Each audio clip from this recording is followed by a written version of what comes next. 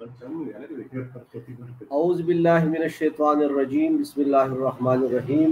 कुरान पठन को ज़ैम सैयद शाहबुद्दीन ज़बार तरफ़ा तासो टोलो औरिदुनको ता अस्सलामु अलैकुम व रहमतुल्लाह। ज़मून सरा प नननी प्रोग्राम के यौज़ल बिया द स्वाद द सिमे मुमताज़ आलिमुद्दीन मुफ्ती असदुल्लाह साहब मौजूद है। मुफ्ती साहब अस्सलामु अलैकुम व रहमतुल्लाह। वालेकुम सलाम शाहब साहब, ढेर मनन जी, शुक्रिया। मुफ्ती साहब यौ खुदा ज़िलहज्जे मुबारका मियाश्ता और बल ईद उल ज़ुहा या ईद उल अज़हा हम दे कम ची द कुर्बाने अख्तर मंजले कीगी। मुफ्ती साहब दारा तुए चे द लोय अख्तर कम ची मुंगा अगेता ईद उल अज़हा वायु और अज़हा कुर्बाने तो वेले कीगी ददी तारीखी पस मंजर कम द सुन्नत इब्राहिमी अदायगी दे तो वेले कीगी पदे बांधे कतासो लंडा शान रोशनी वाचोई।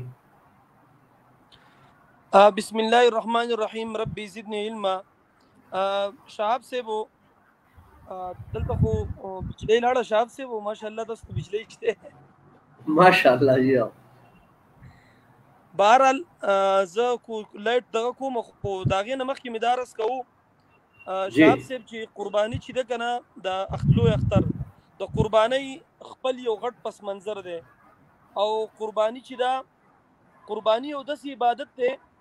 چې کم غیر مسلم خلک د هغه قرباني کوي، خو فرق دا دی چې هغه د بوتانو په نوم او شرکیه الفاظ سره کوي. او موږ چې یو دا د ابراهیم علیه السلام یادګار دی او د ابراهیم علیه السلام نه مخکې چې کم پیغمبران تیر شوي دي هغه هم قرباني کړې ده او هغه هم د قرباني کم دغه چې دی عبادت هغه به کوو.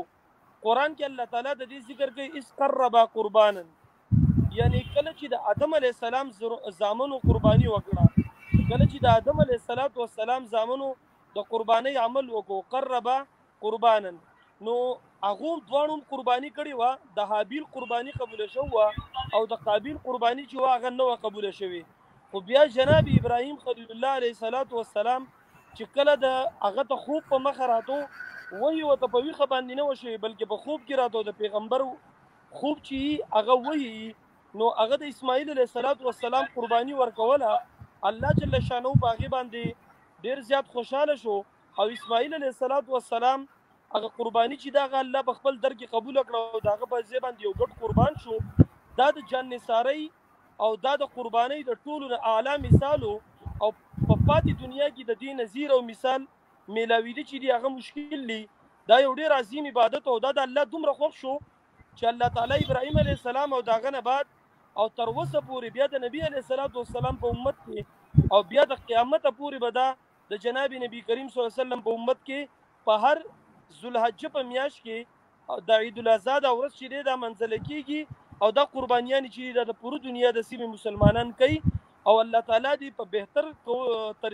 طریقې سره دا قربانی کول توفیق را نصیب کی. او د دې وجه دا چې د ابراهیم علیه السلام یو یادګار دی او ډیر عظیم عبادت دی. دا ډیر په خلوص دل په خلوص نیت سره کول غواړي او دا غي د احترام د پاره زما صحافي برادرۍ د خواسته چې د سی پروګرامونه ارینج کړي چې خلکو ته د اهمیت هغه اندازه او پته ولګي او الله تعالی دې په خطر کې د کول توفیق را نصیب کی. مفتی صاحب قربانی پچا چا باندې واجب دا کم خلق با قربانی کوي کم زناورو باندې کیږي او څومره حصے کولای شي؟ قربانی چې دا شهاب صاحب په هر هغه کس باندې واجب ده چې هغه صاحب نصابي او هغه مسافر نه او هغه نابالغ نه او هغه مجنون نه، نو په روغ باندې په بالغ باندې او په وس په خاون باندې چې دا نو قربانی چې دا لازمه ده. او قربانی په غټو وړو سرو باندې کیږي داغه تفصیل به تلاول ویم، خو صاحب نصاب او صاحب استطاعت سوق دي په دې باندې لږ خبره کومه. اول صاحب نصاب هغه کس دی چې یا داغه سره 7.5 تولی سونی یا 52 تولی چاندی یا داغه سره د 52 تولی چاندی قیمتي او یا د 52 تولی چاندی په مقدار باندې د سره مالی تجارت دي، نو هغه به قربانی کوي. یا که د دې سلور وانو مجموعه را جمع شو د چا سره 2 تولې یا 1 توله کالیو 100 سره سپین زرو سلګي وسره د لوی اختر په ورځو کې نقد روپۍ وي نو په د باندې قرباني واجب ده او کدی کس قرباني ور نکړه دی به ګناګاری او قرباني وینه تو یول چې دا لازمي دي کا پټل کې قرباني نسی غټ ساروي علالي او کوړو کې ساروي علالي قرباني چې دا د بغټ بيزي پوړو کې باندې کیږي ساروي باندې په غټ غوا میخه باندې کیږي د دې په نسل کې او په اوخه باندې کیږي خو د غټ بيزي د بار یو کال عمر شرط دی او که غټ یا د سي تکړی چې د شپږو میاشتو هغه د کال ښکاری نو هم په قرباني کیږي او دغه شانتي د دین علاوه د کم میخه غوا چې د دې لپاره 2 کال عمر شرط دی او اوخه چې دا دغه د لپاره 15 کال عمر شرط دی بشرط دی چې دا د غټو عیبونو نه پاکي په عیبونو کې بیا مختلف تفاصیل دي او چې د عیب نه پاکي نو الله تعالی داغه ډیره ګراني او الله تعالی غ ډیره زیاته خوخی نو موږ لم پکار دا چې موږ د دې سارو چې دی هغه قرباني وکړو مفتی صاحب څومره اسی کې د شي په وړو کې زناور کې غټ زناور کې په اوخ کې څومره حصے کې د شي او دغه حصے آیا کومه قرباني چې وکړې شي نو دغه حصے چې دی د دې بیا د تقسیم کار یا د دې د خړلو څه طریقې کاری په وړو کې ساروي کې خو یو دغه وړو کې کله مطلب ګډ او بيزا یا د دې په نسل کې چې سدي هغه یو حصہ ده بس اده یو کستا په دې کې شرکت نشي کېده د یو کستا در بکیږي غټ چې کوم غوا میخه ده یا اوخه ده په دې کې 100 کسان شریک دي شي 100 کسان چې دی هغه به شریک دي شي او د 100 کسانو نه کم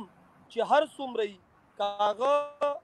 شپږي او کاغه پنځي کاغه سلوري او کاغه یو کدوي شاب سے پدې کې د خبري وضاحت کومه غلطه خبره زموږ به اسوات په دې سیمه کې بیا په ټولو خلکو کې دا مشوري وي په تاق باندې کېږي او په جفت باندې نه کېږي مطلب دا د په 2 4 6 باندې نه کېږي او په 1 3 5 7 باندې کېږي دا خبره غلطه ده په 1 3 5 7 باندې کېږي او په 2 او په 4 او په 6 باندې کېږي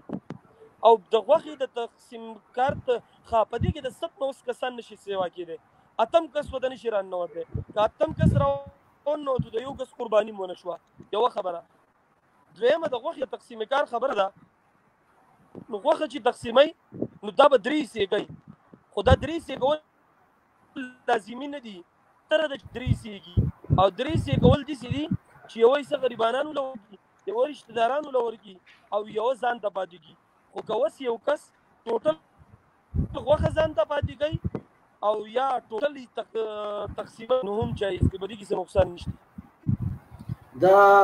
مردگانو د لپاره څوک قرباني کول غواړي یا د نبی علی السلام د لپاره قرباني کول غواړي دا غي څه طریقې کاری دي اشعاب سے د مرد طرف سو قرباني کوي نو بالکل قرباني کولای شي حضرت علی رضی الله تعالی عنہ جناب نبی کریم صلی الله علیه وسلم د وفات نه وروسته هر کال ولا قرباني کړی دا نو که څو خپل استاد لا مور پلار لا یعنی کله رشتہ دار لا چاله هم قرباني کوي نو کولای شي او ک نبی علی السلام لکه ټول امت لکه نو کولای شي دا غي د تقسیم بیا هم دغه طریقه د ځان ته پاتې کولای شي کله ټوله به تقسیمي شاب سے دې کار دی چې اصل سیس په قرباني کې چې هغه وینه تو یولي کله چې اوس موږ وینه توې کړه دا غینه بعد غوخه چې دا د اضافي د الله طرفه وینام دی اوس که دا غوخه سره ټوله تقسیمي کله که پاتې کوي کله که تقسیمي خو طریقې کاری دغه خدا دا چې د نبی علی السلام په نوم باندې وشي په مریچي کې وشي غوړه خبره دا چې هغه ویشل شي نور ما تاسو ته وی ځان له استعمالول شي حاجی بل مفتی صاحب د بازي سارو لکۍ پری یا غوږ پری یا داسې ګوډي یا کرماتي نو په دغه کې بیا د سارو د پاره شریعت څخه حکم کړل تاسو څلور ته پوښتنه وکړل کله کې د درېمې سیم را پری وتی ایسا مثلا لکۍ چې په 3 باندې تقسیم کې نو که درېمې ایسې نو قرباني پینې کیږي کغه کې د غوګم درېمې ایسه کټو نو قرباني پینې کیږي خکر چې دغه خکر د کم دغه غوندګي له پاسه د خکر دغه چې اړو کې اټوپای غوندي او دماغ که دماغ ته نقصان نه رسیدلې په ویخ کې نه مات نو په دې باندې قرباني کیږي او که ګوډي او درې خپې روغي او څلورم ږدي او ګوډ ګوډ تللی شي د قربانۍ زیاده نو بیا پې قرباني کېږي. خو که بالکل نشي ړقېدی نو بیا دا عیب دی، بیا پې قرباني نه کېږي. مفتي صاحب مسنون طریقه د عید الاضحی سره مسنون طریقه یو غلطه خبره پکې مشهوره ده، د هغې وضاحت کومه وایي 9 روجې به اول نیسي او یو به په لوی اختر په ورځ باندې د قربانۍ پورې نیمه روجې 9 نیمې روجې دي. د نیمې روجې وجود په اسلام کې نشته. بهتره طریقه حقه ده چې سړی سهار د فجر لمونځ وکړي، د هغې نه بعد خپلې پاکې کپړې واغوندي، د هغې نه بعد دا څاروي له اوبه ورکړي، تنده یې ختمه کړي، دی موړ کړي، د ده خیال وساتي، بیا تکبیرات تشریق ووایي او یو طرف باندې لاړ شي، بیا مونځ وکړي، د ساخت د منځه نه راشي، قرباني وکړي، د دغې قربانۍ غوښه نه ځان له وخوري. په وړوکي اختر او په لوی اختر کې دا فرق دی چې په وړوکي اختر کې به زر څه خورئ، ځکه ټوله میاشتې روژه نیوله. په لوی اختر کې ښه طریقه دا ده، مستحب طریقه دا ده چې د خپل قربانۍ نه وخوري. خو که یو سړی نشي صبر کولی او څه چیمې سکین هم اجازت دی پکې هغه کولی شي. د دې عیب خبره تاسو وکړه شهاب صاحبو، یو وړوکی څاروی دی یو لوی څاروی دی، په دې کې چې کوم ماده مؤنث دي که نه، نو په دې ماده مؤنث کې چې د کمې غوا او د میخې تی یا د غوا میخې چې کم تیونه تی دي، که په دې تی کې 2 تی خراب او پی تی نه راتلل نو په دې قرباني نه کېږي، او که یو خراب نو بیا په 3 او صحیح نو بیا په قرباني کېږي. په بیزه په ګډه کې چې یو خراب نو بیا په قرباني نه کېږي. دا عیب لږ ضروري دی. یو د سترګو مسله د پړون څاروي باندې او د کم څاروي چې پیدایشي غوږونه نه په دې قرباني نه کېږي، او کم څاروي چې درېیمه حصه د سترګو نظر تلی په هغې هم قرباني نه کېږي. اوس مفتي صاحب دې نه راځو چې د څاروي حلالول چې دي بعضې کسانو له صحیح طریقه نه ورځي، نو دا په کومه طریقه حلالول غواړي، د دې کم طرف ته مخ کول غواړي، څنګه تړل غواړي، او چې کم خلک قرباني کوي هغه ټول به دغه څاروي ته موجود وي که نه صرف اجازت کافي وي؟ د قربانۍ کې د ټولو اجازت چې دی هغه ضروري نه دی، ځکه چې د هغو خو اجازت نه وي نو قربانۍ ته نقصان په دې باندې رسي. نو د دې خبرې خیال ساتل پکار دي چې قرباني چې ده نو چې د قربانۍ دغه وکړي کله کسان ټول حاضري. تاسو د دې نه علاوه دا بل تپوس چې وکړو د حلالولو طریقه، د څاروي په دې مرۍ کې 4 رګونه وي، هغې ته وایي حلقوم، مرعي او ودجان. ودجان 2 د وینې رګونه دي، یو د سا رګ دی او یو د خوراک رګ دی. دا 4 رګونه کټ کول چې دي دا ضروري دي. په دې کې 3 ضروري دي، که 2 کټ شو 2 پاتې شو قرباني ونه شوه، او چې 4 واړه کټ کړي نو ډېره غوره ده. نو د هغې دپاره دا ده چې سړی حلالوي نو لاول بسم الله الله اکبر وایي او چاړه مکمل تیری چې یو پرې راکاږي او خراب کوي، داسې نه چې راکاږي او دا مینتونه کوي او هغه سرمن نه پرېږدي. دا ظلم نه دی پکار. ګورې زموږ خلک دا ظلم اکثر ډېر زیات کوي. نو په څاروي باندې ظلم نه پکار، دا د الله مخلوق دی. د یو په مخ کې د یو څاروي په مخ کې بل څاروي حلالول مکروه دي، تګې حلالول مکروه دي، وږې حلالول مکروه دي، مړۍ به تګه به تنده به ختمې، د یو په مخ کې به بل نه هلی چوړکۍ به تېره کې او بسم الله الله اکبر که چا په کس پرېښودو نو قرباني ونه شوه. مفتي صاحب سبانۍ چې کوم 9 ذوالحجه ده د دې د روژې څومره اهمیت دی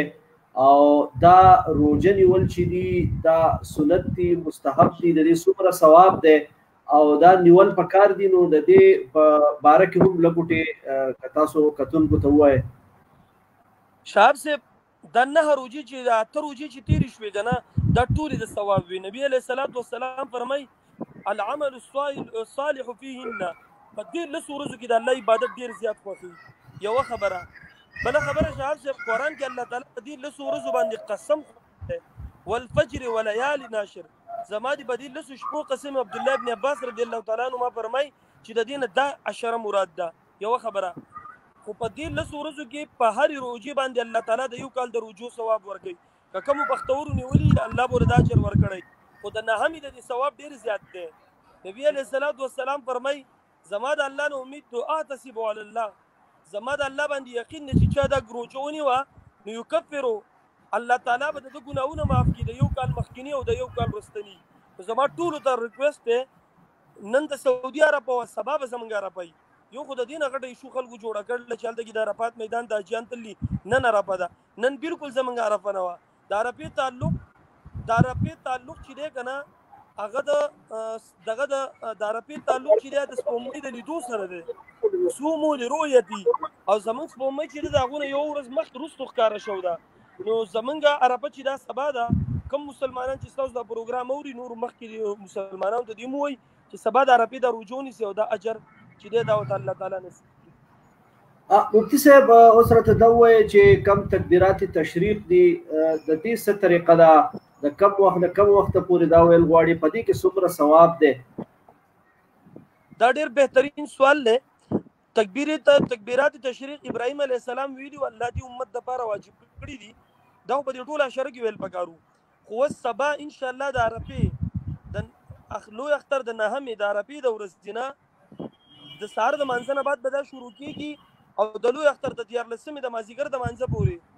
دا به وایي دا یو پیر ویل په زنانو او نارینو باندې واجب دي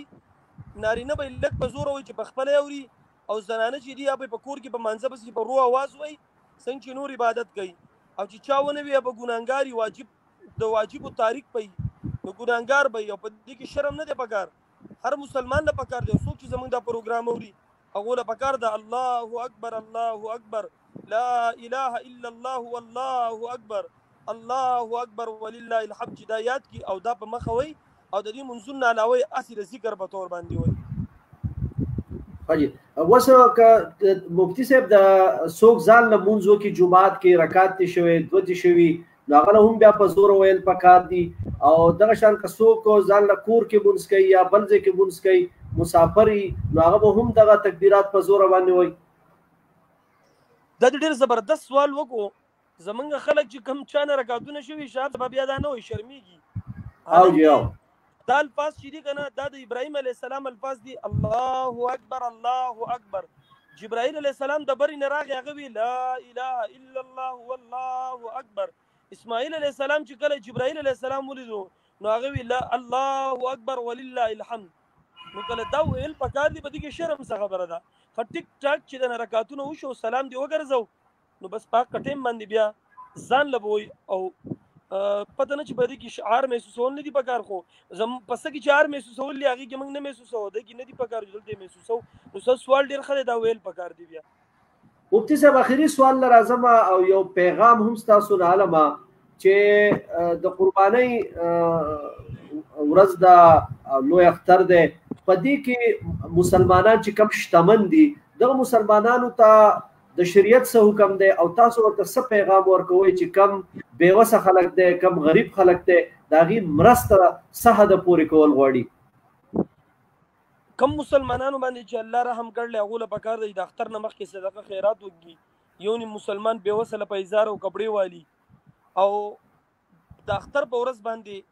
یو سړی د قربانۍ د قیمت غریبانو لور کې نو دی د قربانۍ نه خلاصيږي د ګناګار دی دغه ثواب بہت ملاويږي قرباني به لازمن کې د قربانۍ روپۍ نشي صدقه کوله یو خبره بل د قربانۍ په ورځ باندې چې چا سره خګي نو دی بیوسه سپینروب غریبانو لا د لاک ډاون په خلکو تیر شوی دی ډیرو خلکو قرباني نه کړي وسینه رسي غوله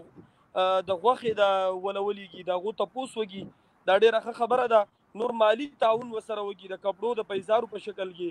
د خوراک او د راشن په شکل کې او دا قرباني چې دا د دې د غوخه د ټول مسلمانانو سره زیات نه زیات وي شي چې هغه ته د احساس ونه شي چې خدای پاکه د ټول خلکو خوشحالياني وکړي او موږ غوخه ونه لیدل چې دا احساس هغه ته ونه شي بل غټه خبره ډیر خلک بدی ورس کې د اعتراض کوي چې یار دا روپۍ موږ صدقه کول نه چې قرباني کو نو صدقه دی خدای موږ د بنورو کارونو کې مرایات کی چې کله موږ ګران موبایل او گاډي او غړ شاپینګ کو په دې عبادت کې ځان دغه نه دی راځول پکارو نو په هر طرف باندې د غریب مسلمانانو د وس خوندانو لپاره پکار د چې دغه امداد وږي هغه د نوو په شکل کې د روپو پیسو په شکل کې هغه د راشن په شکل کې د چینه وړو په شکل کې الله دې زموږ په عمل ګرام وږي څه پکته نه راکوزي هر شی په بر روان دي تاسو د پیو جمعې نم د زیری بګاورم د تیل ګران او وړ ګران او یو شی ګران او بل ګران مسلمانانو لپاره پکار ده چې هغه په دې خامخا د غریبانو به وسو سره خوږي ډیره مننه مفتی اسد الله صاحب کتونکو تاسو د مفتی اسد الله صاحب نه خبرې واورېدې هغې د قربانۍ په حواله سره بیا چې سبا کبه د روژې ثواب دی د هغې په حواله سره او بیا د مسکینانو سره د مدد کولو هغه هم یو پیغام درکو. الله تعالی دې کی چې